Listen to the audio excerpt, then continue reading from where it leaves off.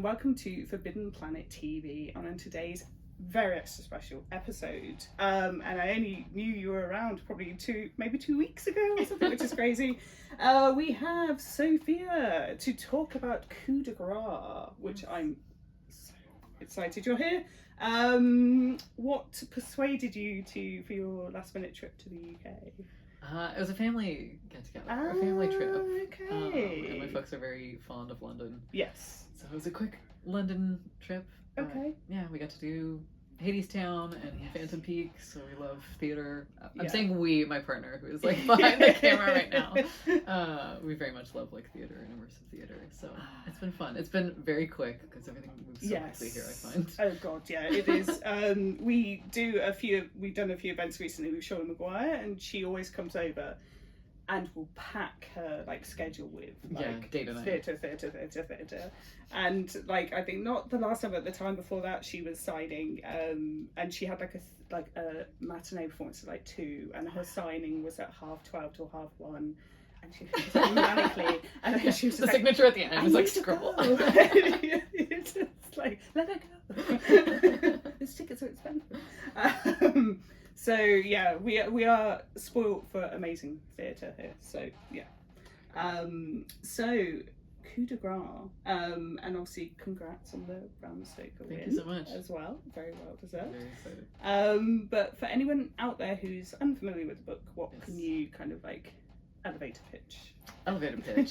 COUP de GRACE is about a man who lives in Montreal, and he has decided that he's going to take his own life, which sounds very dark, and this is a very dark and dense book. Despite it being so thin, but he decides to take the Montreal subway to his destination. He meets someone briefly on the subway and falls asleep, and when he wakes up, he's at a station that doesn't exist, and it has no exits and no windows, and the large part of the book is him navigating this space that is sort of like a refractive maze that is very brutalist and labyrinthian and sort of Babel-esque.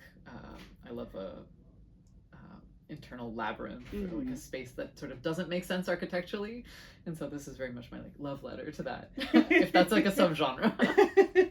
No, that makes sense. There's something about, because as you're reading it, there's part of your brain that's trying to kind of make sense of like how it looks, and there must be an end point, there must be a start point, but like, it was really interesting because we keep taking the tube, which looks so different from the space in Montreal that this is inspired by, but some of the spaces are very brutalist here as well. Yes.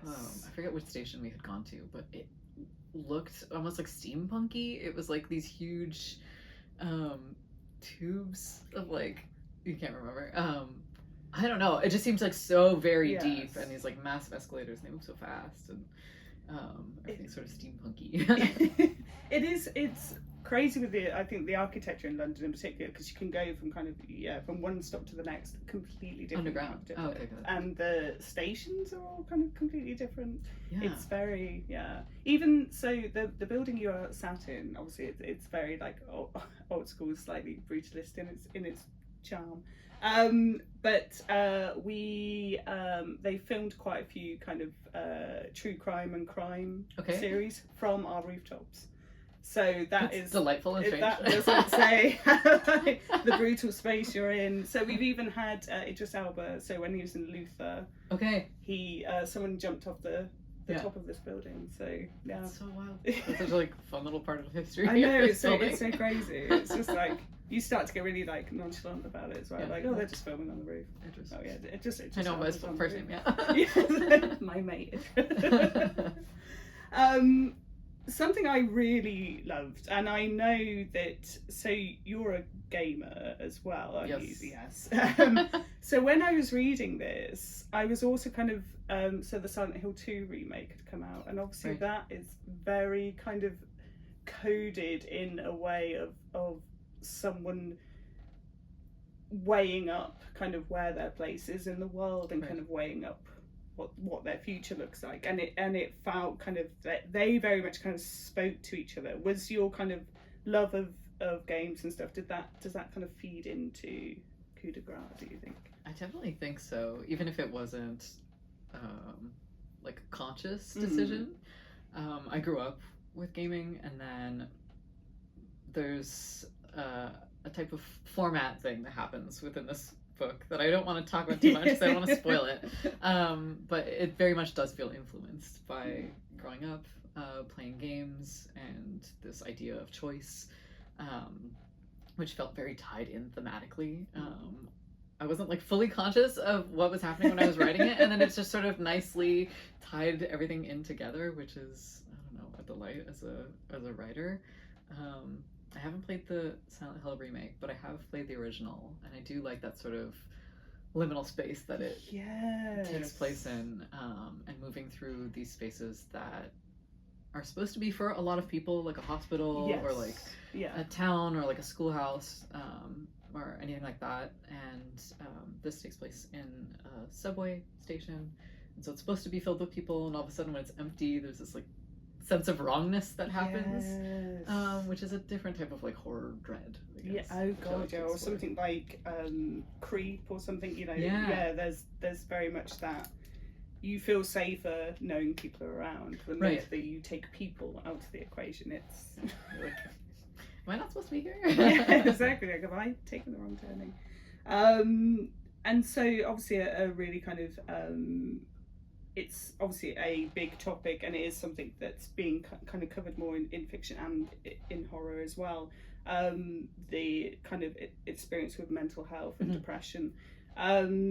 How important was that to get that kind of voice and that message right, as it were, that it gets people talking. It's a book that I have had so many amazing conversations with people about the characters. So yeah, how important was that for you? I think it's definitely very important. There's the dedication at the start of this book is it's for those who understand, and so it's been really interesting to see the responses now that it's been like about a year almost that it's been out. Folks drive with it or they don't, but the folks that understand it really understand it on a soul level, and I think it's because if you see yourself in that sort of character or in that experience, it is so specific and crystallized, and at the same time it's very taboo. Even though mental health, you know, largely, if I'm talking about more depression or like suicidal ideation, for instance, is not necessarily something that we talk about at large. And so I feel like horror is a sort of perfect genre to explore that sort of thing, because you can graft those types of feelings or themes onto a space or like a creature, and then see how a character moves through the experience of that. But I don't know, I tried to do it justice. A lot of it comes from like a very personal space of like, I'm in my mid-30s now, and I've had instances of going through depression, and the sort of more older I get, the more I understand myself, and the more I try to be patient with myself, and so I tried to infuse some of those experiences into the narrative, and hopefully that gives it some element of truth. I mean, I think as well, obviously with your prose and with the voice as well, there's kind of, I suppose, kind of a denseness to it that almost kind of feels overwhelming at points. And it really does hit. I know it's like quite dense prose wise. It sort of oscillates between two, I don't know, tones. One of them is very like millennial sardonic humor, that's just sort of like so over it, of having dealt with everything over the course of, you know, from the early 2000s to now, politically, culturally, just you know, healthcare systems, all these things. And then at the same time, parts of it are very poetically written, or more lyrical and more internal, and very dense, where I wanted to explore the sense of what does it feel like to navigate this impossible experience of having depression and not knowing how to get out. I wanted to see if the text itself could sort of add to that. And then, yeah, I forget what I was going to say for B, but if it comes back, we'll yeah, we'll come back around to it. But yes, essentially, it was, I tried to do it more intentionally. So I was obviously doing some research for today, and I believe when you first started, or the kind of first ideas for the book came along, you had kind of a larger kind of group of characters. I did. What made you kind of decide to focus in more, and are some of those characters still kind of in the ether? Are they going to potentially reappear in another book at some point? So originally when I had written this, it was a larger cast. There was a subway car that appeared and a tunnel that appeared at the end of the line. So it became a sort of wider look at this liminal phenomenon of like, how does the government deal with that, and then who do they send in? So they send in like, okay, you need someone from the military, and you need like maybe a philanthropist, or sorry, not a philanthropist, someone who studies like religion to see if it's like theophanist. You know, as a writer, I should know this, and as a writer who wrote that first draft, I should know this. But anyway, gone. And essentially all of the characters were dealing with different elements of liminality, because I wanted to explore liminal space as a literal space and liminal space as a theme. And so it was like someone who's migrating from one space to another, someone who's going through an illness, so someone who's going through depression, someone who's going through a gender transition. So there were all these different elements, and it became this like such a big concept thing that I felt like it was getting away from me a little bit, and I ended up narrowing it down to this one character, Vicken, who's the main character of COUP de GRACE, who is going through his experience of depression and suicidal ideation, and I thought that I could really unpack it a lot more rather than having this sort of surface level look at all of the different experiences of what liminality can look like for folks. However, there was one other character, Pashmina, who appears early on in this book, who is also a woman who has been trapped in this space for a lot longer than he has. And she's dealing with a sort of like health crisis, and is very angry about being there. And so she was one of those sort of original characters that, you know, I took some parts away and I added some parts back in. So she's still in there. It is really strange as an author to have this sort of like discarded like full draft of like all these characters and these experiences in this world that is like so tied to this world but is completely different, and I'm like, it might be fun to re-explore that at some point. But I'm happy with this one as well. No, definitely. And they I suppose they make quite kind of an unlikely duo when they meet up, because in any other book maybe that wouldn't make sense, that these two very different I'm glad you think so. people that are in the same kind of space. So interestingly enough, talking about liminal spaces and kind of mentioning some other more recent horrors and books and films and stuff that have come out. We had Sarah Maria Griffin on a couple of weeks ago, and talking about Eat the Ones You Love, and obviously the shopping centre and all the ideas of those kind of corridors weaving like underneath the shopping centre. And she said to me she's fascinated by airports. Whenever she travels, she kind of has this weird like almost out-of-body experience about imagining the spaces in airports. Do you have kind of any areas that particularly kind of, you know? I am like tied very much to subway stations. I just think the architecture of like being underground in a space that you cannot see from the outside, how large it is, just really fascinates me. So I've been enjoying taking the public transit here, and I try to whenever I like go from town to town. I agree about the airports. Even being in a plane sort of feels liminal. It's, I don't know, like this unfathomableness. Yes. Like, I cannot believe I'm in a tube in the sky that is going from that's moving at ridiculous speeds. So. But yeah, also like the classic abandoned malls. Yes. I'm a millennial. I grew up in the like early 2000s. That was like the sort of space that everyone went to. I worked at malls also when I was like in my early teens or late teens, early 20s. And so to see these spaces sort of evolve over time as well. And you come back and it's almost like coming back to your childhood home where you're like, somebody has completely renovated this and it doesn't look the way it looked when I was younger. And so the only part of that left that you have is like the memory of it. And so it's like a space that's locked away forever. Is there something really eerie about that? And did it ever quite exist? Because especially same areas of London, because people are coming and going, you know, quite a lot in this city, that you're just like, did anyone else see that thing? It's really strange. There's like a friend of mine that lives in Los Angeles, and he's very like loves really futuristic architecture. Everything should be sort of minimalist, following a function. And there's always like older buildings in LA, and he's like, I firmly believe that like all these old architecture should be completely demolished and replaced by these like sort of futuristic glass steel spaces. And I'm like, I don't agree at all, first of all. And then second of all, I don't know, there's something about like when something is gone forever, the like ephemeral nature of it. I don't know. That's what we like about immersive theater as well.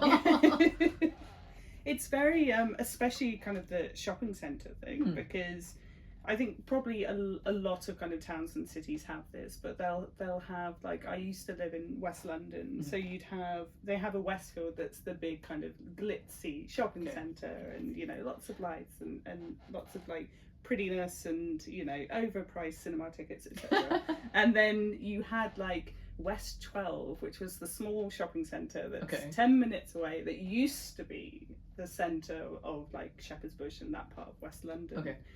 And now it's just like half closed down. They try to kind of, I suppose, introduce things to bring people back in. So, you know, when you get those, you can have a pedicure on the fish, like eat off the dead skin. They tend to put those in, like, to save the shopping centre.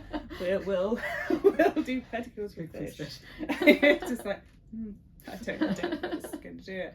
But I always just found it so, like, we would sometimes go in there because the cinema in there used to be cheaper, even though it's the same chain. So you'd go to the older shopping centre. They're trying to draw you in again. Yeah. Come back in, you get £5 off your cinema tickets. And it's just so that there is something about shopping centres in particular. And I used to like work in a ton of like coffee shops when I was a student, and you'd be able to let yourself in before anyone else got there, right? And you're just like, I don't know, imagining things or seeing things and hearing things, and just like, oh, that's nothing. If I think about it too much, then it might become something. So, and also, I was really interested to note as well that you used to be a photographer. Yes. So do you still kind of do photography more as like a kind of passion now rather than? Yes, I dabble. I used to take a lot of self-portraits, and I used to do concert photography, which was very fun. I was really young. I was like 15 or 16 when I started, and just such a bizarre, surreal experience to sort of be between, you know, a band that you really like and like thousands of people behind you. There's like an energy sort of clashing. Which was really fun. I've been getting into the self-portraiture again after like over a decade of not really touching it. And I have a friend of mine who is from Australia, also a writer, recently came to visit Montreal, really liked the book, which is really sweet. And she was like, can you show me all of the subway stations that inspired this book? And I was like, oh, it was the first time, like, delightedly that I got to sort of like give someone a tour of all these spaces where people are usually like, okay, subway station is a place you move through. But we had stopped at like specific stations. We were very intentionally taking photos. And I was like, I don't know, this is quite nice to capture, like, especially on film. I don't know, it made it special, this experience that I usually move through sort of unconsciously. But yeah, that's how I've been getting more into it. And traveling, of course. Yes, of course. Have some memories. I think, well, next time you're over, because I think you can do a tour of, there's like an abandoned tube stop that you can go and see. And I did it a couple of years ago, and it is weird because they kind of kept it almost like it feels like it's in from a preserve or something. You know, that you're just walking into, oh, okay, this is weird. And it almost feels like you're just waiting for a train to come in, but it I need to do doesn't. Yeah. It was very cool. I think you'd like it. Feels very up my alley. I think another kind of interesting thing about COUP de GRACE was and obviously yourself being Canadian, you can definitely feel. I've personally never been to Canada. I've always wanted to go. My partner's been a couple of times, and just the idea of large amounts of space with nothing there. Yeah. Do you feel like almost that Canada is also kind of almost like a character within COUP de GRACE, that it's like very much so, or at least Montreal has like a very long history of brutalist architecture that comes from the 1960s. And even just being here, my partner who's sitting behind the camera and I were like, there are so many people here. It feels like the sort of busy holiday time of like when Montreal has like a lot of tourism, and then that just feels like the sort of everyday here. Whereas Montreal, it's a lot more sparse, and when the winter hits, everyone goes inside. We have what's called like an underground city, which is, it sounds like there's like skyscrapers underground, which would be amazing, but it's really just a series of connected like arteries of shopping centers and businesses, and you can go, I want to say it's like, I'm gonna completely butcher this, but maybe like 12 kilometers or something that you can walk like completely underground. Okay. Without like ever having to surface, because it gets so cold in Montreal. So there's a lot of this like quiet, empty spaces that are underground that feel very much a part of this and like iconically part of Montreal's history. So that's definitely a part of it as well. It feels like very difficult to kind of like, because the UK is quite small in comparison. So when you're like, oh, there's hundreds of miles of nothing. Yeah. Yeah, Canada overall is enormous. I'm used to like Montreal is like a very metropolitan city. But if you really want to get anywhere, you're like, okay, you have to take a car, you have to fly there. Yes. Like things are very spaced out. Well, I mean, it's good like traveling time for writing and reading and stuff. Absolutely. So, yeah. So coming to the kind of the first kind of ideas for the book. So did you find, did you start in 2022? Was it? Did you start like something like that? Yeah. Did you find that, because I was quite intrigued how kind of COVID and lockdowns and stuff have inspired a lot of like amazing horror books and films and stuff we have now. Like, how do you think that kind of period of time inspired you? And it's interesting to think about. I think I really needed like an outlet all of a sudden, because I feel like this had happened with a lot of folks, but like 2019 going on to 2020, you're like, okay, it's the start of a new decade. This is gonna be my year. I was like, I'm gonna move to somewhere bigger. I wanted to move to Los Angeles, and like I had all these plans. I had like I run a jewelry business as like a day job. I was like, I'm gonna open a store, so I like signed for like a retail space, and there were all these things that were like gonna be happening, and then the pandemic hit, and all of a sudden it was like, I'm not working with anyone. I'm like locked in my like home by myself, sort of thing. And so one of the good things was like I ended up making a lot more friendships in the like online horror community, and like reading a lot more and writing a lot more. So I think that sort of became an outlet in that sense. Maybe also in terms of like the liminal theme, might have been informed by the like pandemic era of just the sort of fever, like cabin fever energy of it, of like, I'm in this space and I gotta get out. I don't know necessarily what happened in London, but like in Montreal, we had like very strict lockdown rules, where we had curfew by like 7:30. It was like, you need to be inside your house at 7:30. You cannot be walking your dog. You cannot be like on your way home from work. Like you have to be at home. And so there was a lot of like, you know, like internal politics that were happening around that.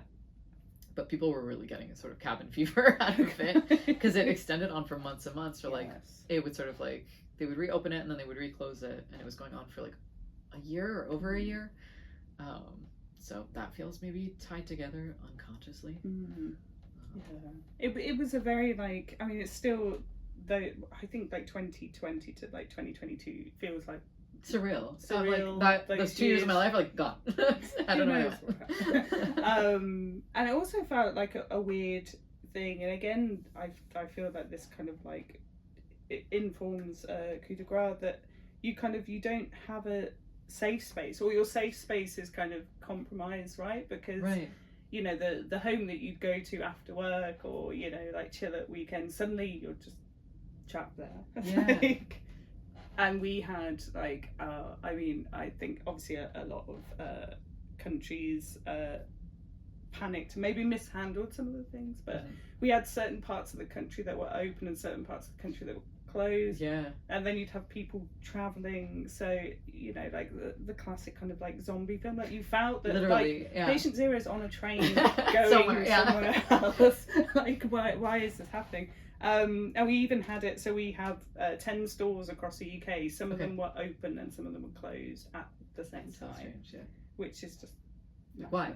So you're just like either we all close, or it was just such a strange time. So even just like the sense of like borders and are some things like, I don't know, the restrictions of like spaces, like you could suddenly see the borders of things a lot more clearly, and then the nonsense nature of a border, like so much of like what we, you know, agree on as infrastructure is just like completely made up. And that feels like a weird fever dream. It was very very peculiar time, but I think I mean, I'm so glad that everyone else was super productive and we got all these amazing things to read and watch, and like amazing games and stuff, so not that I'd want it to happen again.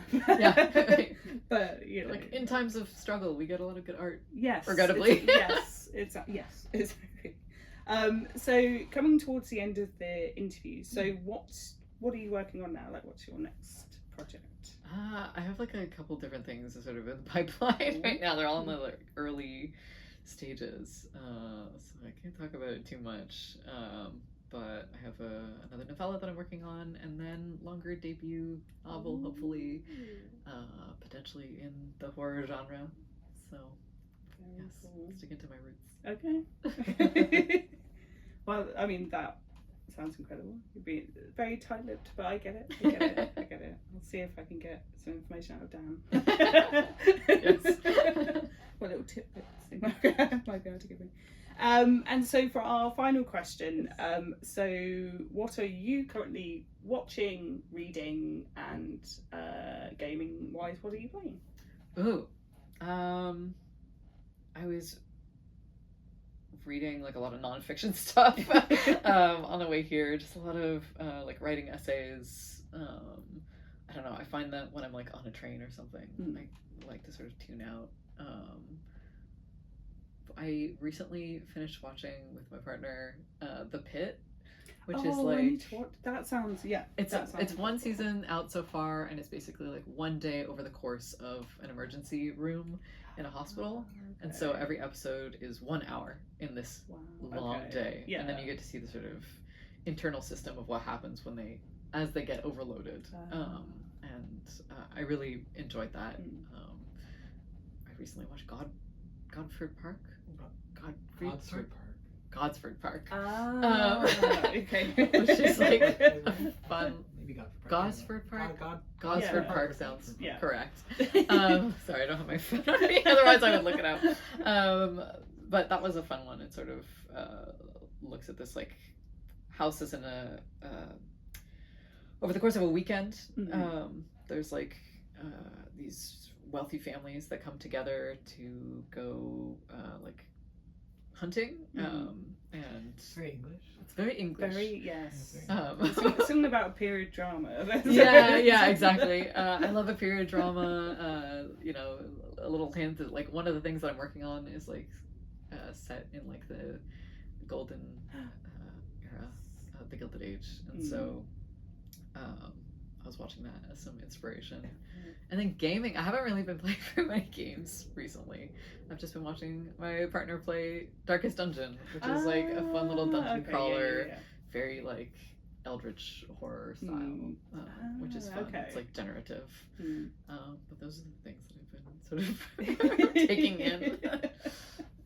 I mean, there's so much. I've only recently, to my shame, I've only just started watching Stranger Things about a month ago, and I like finished the first season like a week, and then I was just like, right, come on. Yeah. So I don't know why I didn't watch it, but like when it was first on, because it has all the things I love. It's nice when you are sort of like have a couple seasons to binge at the same time. Yes, and then we can get ready for like October, November time when the last kind of episodes come out. So yeah. But I feel as if I managed to avoid spoilers because there's been a long enough period of time. It's not like there's gonna be like a random article. Yes, about season one. Whereas I often find, I don't think anyone does it on purpose, but obviously where we work and everyone's geeks and everyone's got their fandoms and stuff, so inadvertently someone's going to like, oh, Fantastic Four, blah, blah, you know. Okay. Well, now I know how that ends. So sometimes it's just easier to work from home. But don't come into the office for a week after a big film comes out. That's probably the best. But well, enjoy the rest of your trip. Thank you so much for joining us today. And for anyone at home who wants to grab a signed copy, these will be signed and winging their way to all 10 of our stores in the next couple of days. So check one out there. You need to read it. It's incredible. It'll change your life. Thank you very much. See you next time. Bye. If you're enjoying watching Forbidden Planet TV and you're enjoying watching us talk to the world's most interesting and accomplished filmmakers, authors, artists, musicians, creators, subscribe right here. See you soon.